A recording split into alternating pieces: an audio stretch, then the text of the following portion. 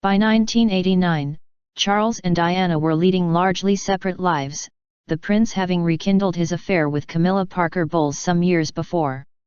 Enraged by the depth of his attachment to Camilla, Diana confronted her at a party. As she told royal author Andrew Morton 2 years later, in tape recordings she made secretly, it was one of the bravest moments of her life. Our final extract begins with Diana's account of that confrontation, and the relief she felt afterwards. This is what she said. "The worst day of my life was realizing that Charles had gone back to Camilla. One of the bravest moments of my 10 years of marriage was when we went to this ghastly party, thrown by Lady Annabel Goldsmith in February 1989, for Camilla's sister's 40th birthday. Nobody expected me to turn up, but a voice inside me said, 'Go for the hell of it.' So I psyched myself up something awful. I decided I'm not going to kiss Camilla hello anymore. I was going to shake hands with her instead. This was my big step. And I was feeling frightfully brave and bold, and basically, Diana's going to come away having done her bit. Charles needled me the whole way to Ham Common, in Richmond, southwest London, where the party was. Anyway, I walk into the house and stick my hand out to Camilla for the first time and think, phew, I've got over that. There were about 40 of us there and we all sat down and, bearing in mind they were all my husband's age, I was a total fish out of water. But I decided I am going to try my hardest. I was going to make an impact. And then after dinner, we were all upstairs and I was chatting away, and I suddenly noticed there was no Camilla and no Charles. So this disturbed me. So I make my way to go downstairs. I know what I'm going to confront myself with. They tried to stop me going. Oh, Diana, don't go down there. I'm just going to find my husband, I would like to see him. I had been upstairs about an hour and a half so I was entitled to go down and find him. I go downstairs, and there is a very happy little threesome going on, Camilla, Charles, and another man chatting away. So I thought, right, this is your moment, and joined in the conversation as if we were all best friends. And the other man said, I think we ought to go upstairs now. So we stood up, and I said, Camilla, I'd love to have a word with you, if it's possible, and she looked really uncomfortable and put her head down. And I said to the men, okay boys, I'm just going to have a quick word with Camilla, I'll be up in a minute, and they shot upstairs like chickens with no heads, and I could feel upstairs all hell breaking loose. What's she going to do? I said to Camilla, would you like to sit down? So we sat down, and I was utterly terrified of her, and I said, Camilla, I would just like you to know that I know exactly what is going on. She said, I don't know what you're talking about. And I said, I know what's going on between you and Charles, and I just want you to know that. And she said, oh, it's not a cloak and dagger situation. I said, I think it is. I wasn't as strong as I'd have liked, but at least I got the conversation going. She told me, you never let him see the children when he's up in Scotland. I told her, Camilla, the children are either at Highgrove or in London. That's Charles's biggest fault, he never sees the children. But I never take them away. The other day, for instance, William said, Papa, will you play with us? Oh, I don't know if I have time. Always happens.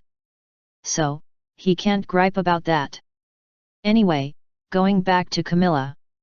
She said to me, you've got everything you ever wanted. You've got all the men in the world falling in love with you, and you've got 2 beautiful children. What more could you want? So I said, I want my husband. I'm sorry I'm in the way. It must be hell for both of you, but I do know what is going on. Don't treat me like an idiot. So I went upstairs and people began to disperse. In the car on the way back, my husband was over me like a bad rash and I cried like I have never cried before. It was anger, it was 7 years pent-up anger coming out. I cried and cried and cried and I didn't sleep that night.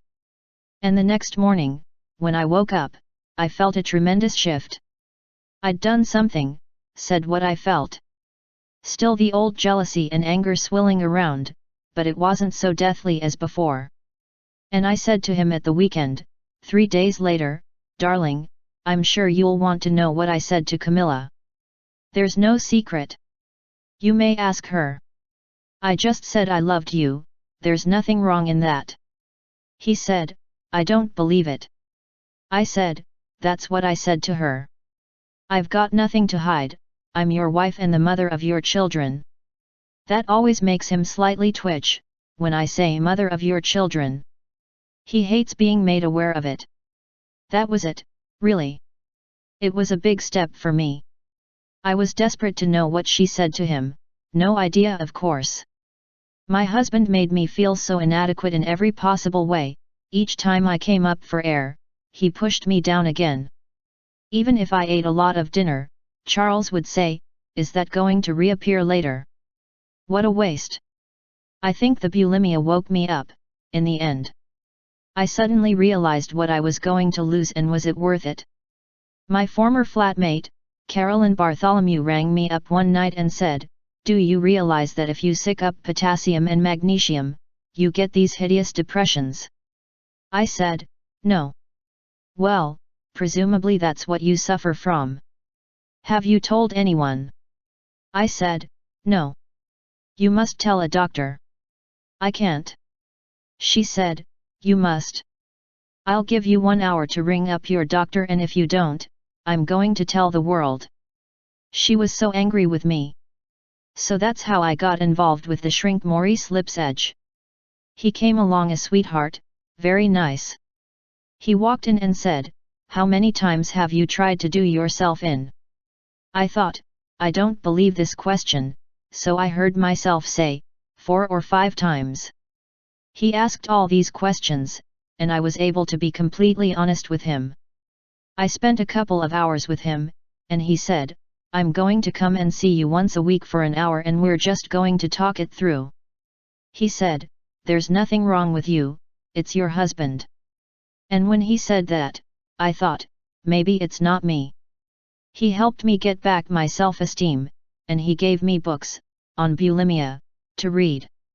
I kept thinking, this is me, I'm not the only person. Dr. Lipsedge said, "In 6 months' time, you won't recognize yourself. If you can keep your food down, you will change completely."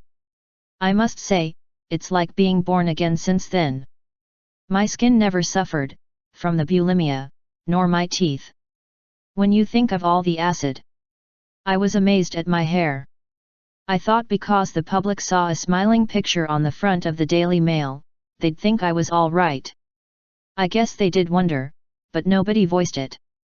The dressmakers noticed, but it's like doctors who say, "Oh, you've lost a bit," or "What's happened here? You must look after yourself." But that was the extent anyone ever went into it. I hated myself so much. I didn't think I was good enough. I wasn't good enough for Charles, I wasn't a good enough mother, I mean, doubts as long as one's leg. I've got what my mother's got. However bloody you're feeling, you can put on the most amazing show of happiness. My mother is an expert at that. Because I had a smile on my face, everybody thought I was having a wonderful time. If I was able to write my own script, I'd say that I would hope that my husband would go away with his lady and sort that out, and leave me and the children to carry the whale's name through to the time William ascends the throne. And I'd be behind them all the way. I can do this job so much better on my own, I don't feel trapped.